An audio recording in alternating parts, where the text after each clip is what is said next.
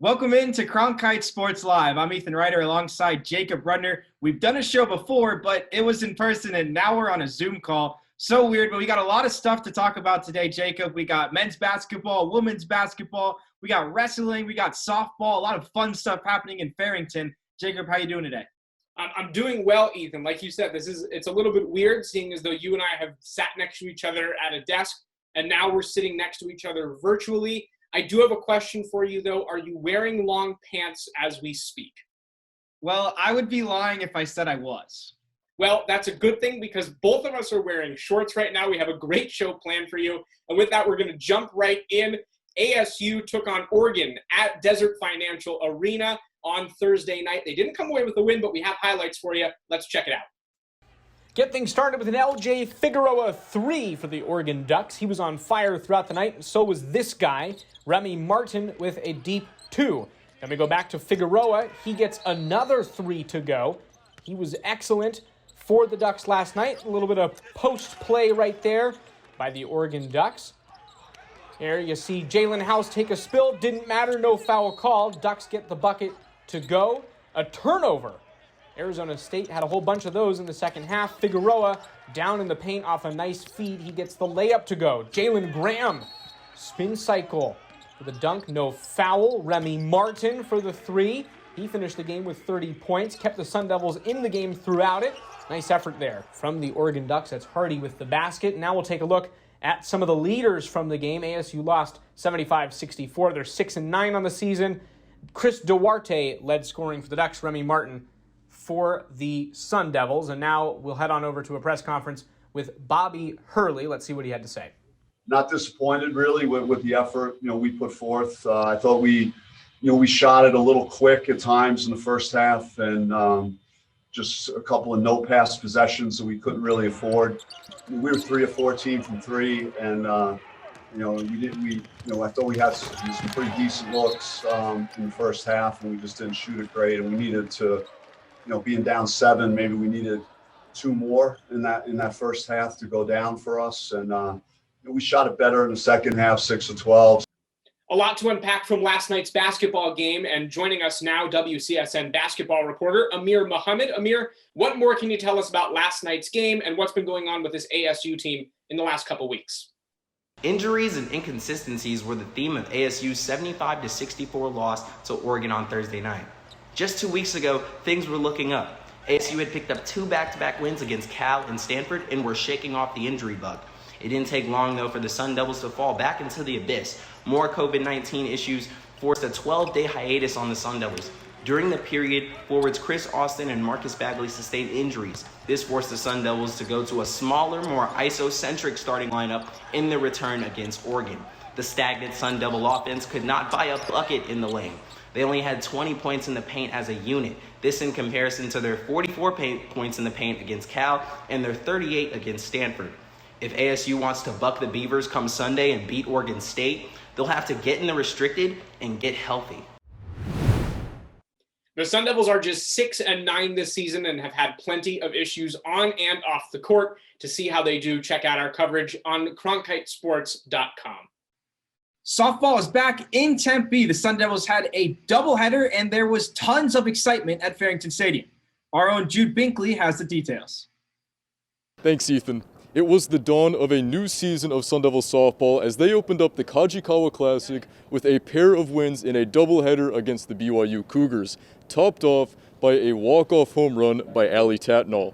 Arizona State ranked number 16 coming into the season with high expectations, and it all started off with a dominant performance in the circle by redshirt fifth-year pitcher Cielo Meza.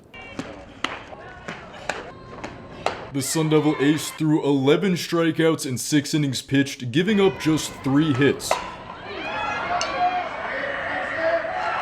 Meza joined on the mound today by sophomore Lindsay Lopez and Texan freshman Allison Royalty. The 3 will be the only active pitchers for the Sun Devils this year, and Trisha Ford will rely on them heavily during the team's demanding schedule. Cielo did a great job. I thought she pounded the zone pretty good. I think, we'll kick off a little bit of that rust that she's had, and She was really excited to be getting out on the mound and competing. I thought her ball was really live. The arms in the bullpen got plenty of support in the season debut. McKenna Harper hit her first of 2 home runs on the day, and Jasmine Hill came up with a pair of hits and RBIs on her birthday, lifting the Sun Devils to a 7-2 win over the Cougars in Game 1. But as the sun went down over Farrington Stadium, the flame behind the ASU bats faded, as they went the first 3 innings of Game 2 without a run, finding themselves down by 3. In the 5th inning, another Harper homer would shorten the deficit.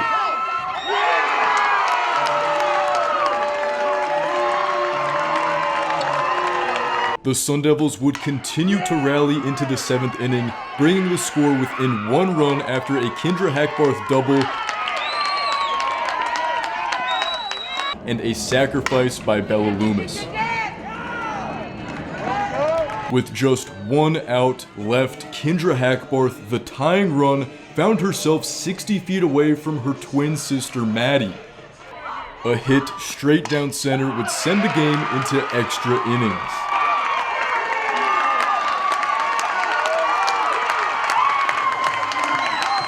Royalty, relieving in both games tonight, was able to keep BYU scoreless in the 8th, setting up the stage for Allie Tatnall.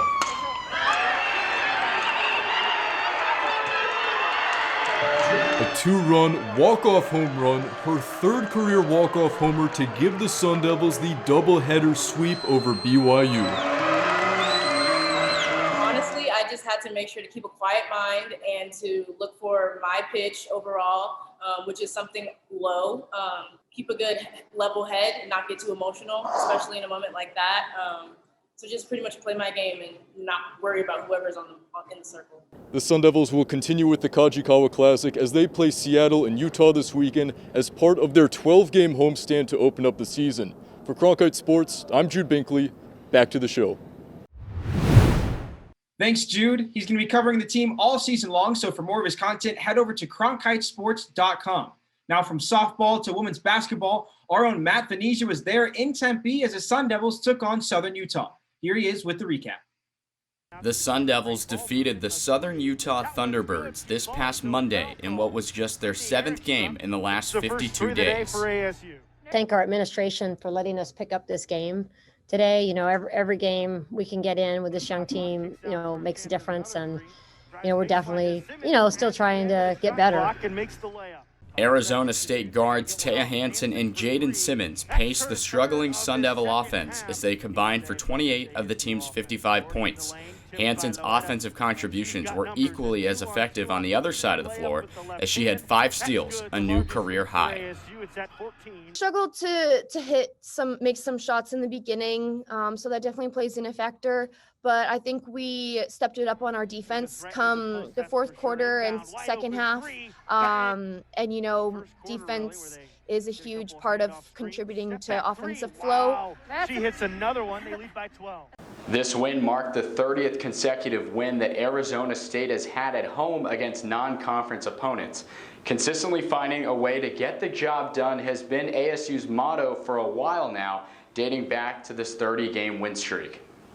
They are resilient. They do know how to kind of stay with things, They certainly know by this point that basketball is a game of mistakes because we make, plenty. Hits the basket, 33-24.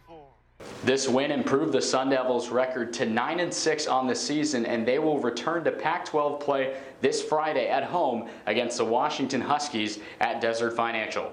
This has been Matt Venezia from Cronkite Sports signing off.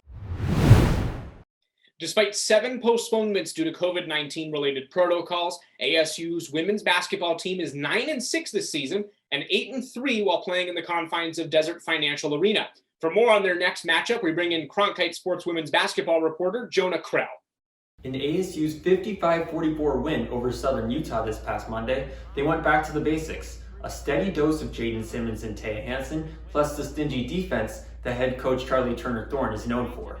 Now, the Sun Devils head back into Pac-12 play on Friday to face the 4-10 Washington Huskies, whose last win came in December. On Sunday, ASU will play Washington State, who is ranked 6th in the Pac-12 with a 9-7 record overall. Before losing to USC most recently, they pulled off a massive upset over number 5 UCLA last Friday, their first win against a top 5 opponent in program history. Coach Turner Thorne has said she is looking for the team to keep improving their offense and run the floor for this weekend. ASU's women's basketball is trying to get right in a whole bunch of ways, but they've seemingly done it so far this year as best they could. For more of our content on them, check out Jonah's work at cronkitesports.com. Wrestling has continued to show why they're a top 10 team in the nation, beating Cal Poly 34-6. They now have the last duel of their season with a double duel this weekend in Iowa. Our own Spencer Chihawk here is to break down what to look out for. Spencer, what should we look out for as ASU heads to Iowa this weekend? Ethan, if I had to describe ASU wrestling in one word, it would have to be dominant. At a perfect record at 4-0 so far this season, ASU really has just been crushing it. There's no other way to really put it. And it all starts at the top of the lineup with Brandon Courtney absolutely killing it, down to Colton Schultz, the heavyweight. In between there, keep an eye on guys like Michael McGee, Anthony Valencia, and Cordell Norfleet, as they've all been absolutely killing it this season. And one final fun fact about this Sun Devil Cyclone matchup on Sunday is that when Zeke Jones joined the program in the offseason of 2015 going into 2016, Arizona State had lost 11 straight matches. Now, in Zeke Jones' 5th year, Arizona State's looking at their 5th consecutive win. I'm now joined by Cronkite Sports volleyball reporter Olivia Dowell. Olivia, thank you so much for joining us. You were just at Arizona State's volleyball game. They lost again, and I'm curious, what led to them losing this time? It happened in 5 sets. What went wrong? So the 5th set was very competitive. ASU actually had the match point various times, but Oregon State just kept on coming back, and ASU did have a lot of errors that plagued them in the end that led to the loss. And just the Oregon State defense really stepped up to attempts that ASU had on offense, and we definitely saw a lot less out of Kenny Boyd in the 5th set versus the other sets where she played very well. She had 8 blocks today. She was amazing. So I think the Oregon State defense was able to find a way to shut her down to come out on top in that 5th set, 19-21. Got it. And it's been a rough year for them, if I'm not mistaken. I'm curious kind of what's led to this slide for ASU volleyball and kind of, what has led up to this point where we are right now. So I'd say against Washington, what happened was they did come off a huge momentous game of winning 3-0 over Washington, and at the time Washington was ranked number 8, so they were a very difficult competitor. And I just think they're just simply tired in the game versus Washington. And then with Washington State, it was very close, even though in the second matchup that didn't go to 5 sets, they did lose in 4, but it was very close, and Washington State was definitely the better team at the time, but they were very competitive. And then versus Utah, they almost upset Utah, but the 5th set, when they've gone to matches with 5 sets, which now it's been 4 of their 8 games have gone to 5 sets, so literally half their games have gone to 5 sets, have been huge trouble for the Sun Devils because they find a way their offense kind of shuts down, and they also experience a lot of errors, which have really been a struggle for them, especially in the last 5-set match versus Utah, and then the two matches yesterday and today versus Oregon State. Got it. And just as we look forward for this team and kind of what's ahead of them on their schedule, what are some things that you are going to highlight in terms of what they're going to have to face? And then maybe what is it that they're going to have to do to win those matchups? So with the Pac-12, especially with volleyball, there's no off days. There's no cupcake games necessarily. So I just think the Sun Devils are going to have to they're going to have to just keep their foot on the gas. They can't just play a strong first set and then lose their momentum. They're going to have to be strong on offense and keep being strong on defense. I think today what really showed for them was how important Kenny Boyd is as their middle hitter to produce some offense, because Levinska and Isanovich, who are the outside hitters, are both amazing, but Kennedy Boyd is someone that's very underrated for them on offense, and that really showed today. And then if they are to go to other fifth set matches, which I could see that happening because they do find a way to crawl back in or stay in the game, they're going to have to just capitalize on the fifth set and not fall too far behind, because a fifth set only goes to 15 points, which means that if you dig a really deep deficit early on, then it's so much easier for the competitor of ASU to pull away. All right, well, we really appreciate your time, Olivia. For more of her content, make sure you head on over to cronkitesports.com to see what's happening with Arizona State's volleyball team.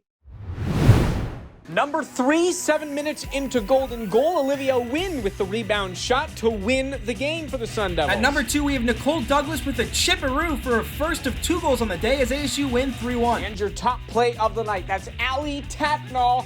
Deep to center field. She walks it off. Bottom of the 8th. Sun Devils win 7-5. 2-run home run to send this one to bed.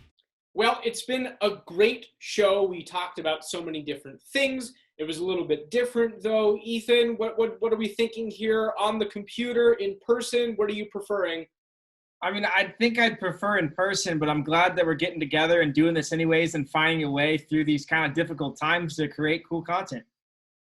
Absolutely. Well, you know what? For everybody who was able to tune in to this a little bit different format of Cronkite Sports Live, we appreciate you. And for everybody who'd helped put this show together, not in the studio this time, we appreciate you too. For Ethan Ryter, my name is Jacob Rudner. We'll see you next time on Cronkite Sports Live.